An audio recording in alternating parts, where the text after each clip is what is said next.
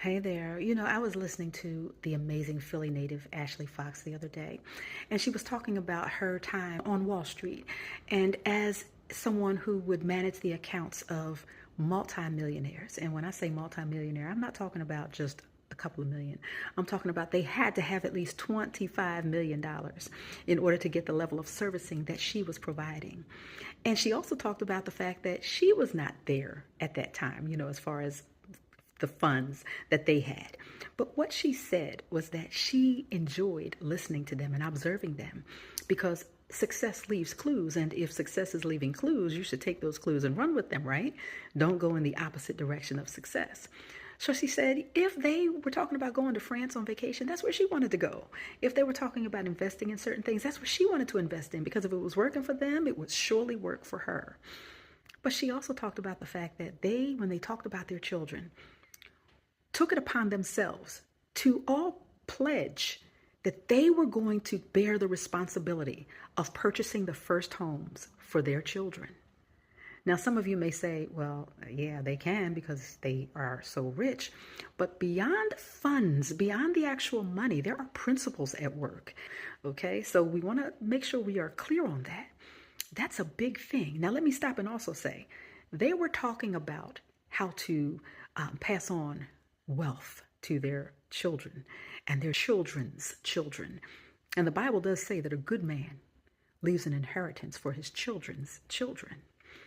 They also were not talking about other people. So if you find yourself sitting at a table where the conversation is about someone else and who they're with and what they're doing and what they're wearing and why they have on this, you're probably also going to find that many at that table are broke and broken. Because those who actually value their time and themselves and what they are working toward and for don't have time for that other stuff. Okay? But let's also go a little bit deeper. When we think in terms of mortgage, the word that the word mortgage comes from actually means death. And if you've ever paid your mortgage, you know exactly what that means. You're glad that you can pay it, but it doesn't feel good. And so they took this on themselves. Now, she also talked about the fact that her own father, who was a police officer, when he passed, she realized that he had everything together and in line. Every document was in place. He had life insurance, and even though she could afford to pay for his funeral from her own funds, she didn't have to because he took care of that. He also had invested so that they get something for the rest of their lives from what he did while he was alive. This is so important because for those who say, well, yeah, a millionaire can do this and that and the other. And, if somebody's making something, listen, you do what you can with what you have. You may not be able to purchase a first home for your child, but what can you do? Well, you can show your child, like my parents did, how to pay bills. My parents allowed me to see their bank ledgers. They allowed me to see them. So I knew every 2 weeks when pay periods were happening that I could look forward to seeing my parents pull out their bank books, jot down every bill and what they were paying and what was coming out so that they could balance their checkbooks.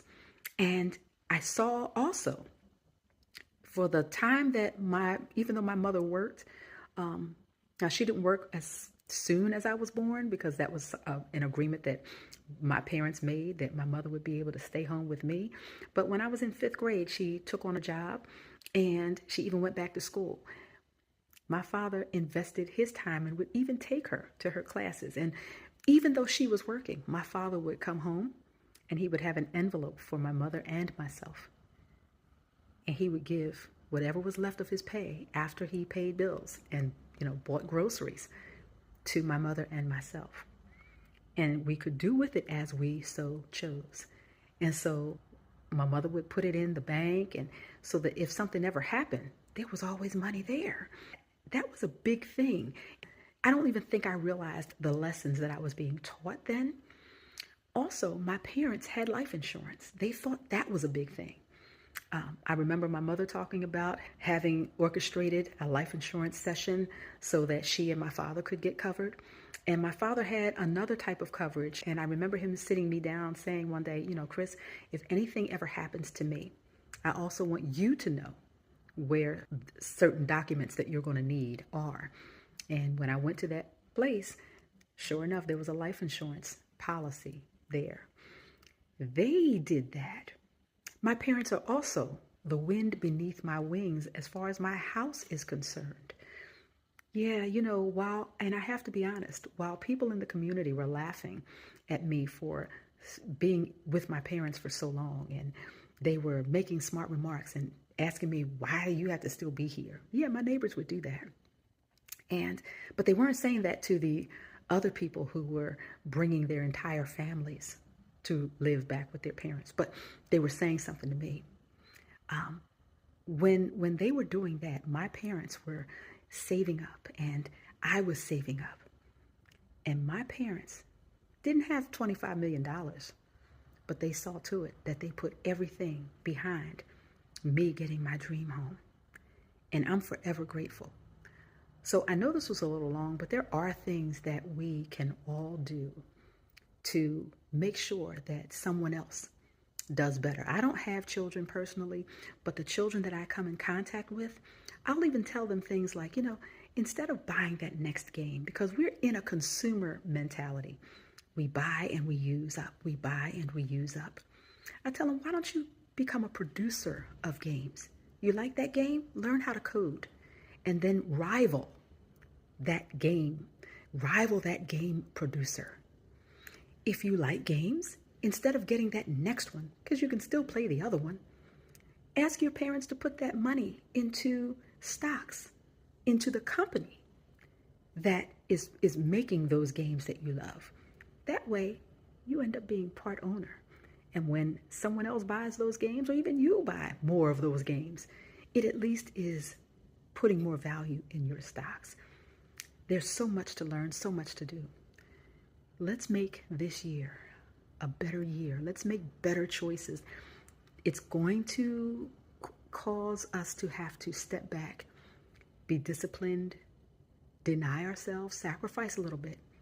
But the end result, because see, we are so used to having everything right now that we forget that there is a principle: seed, time, and harvest.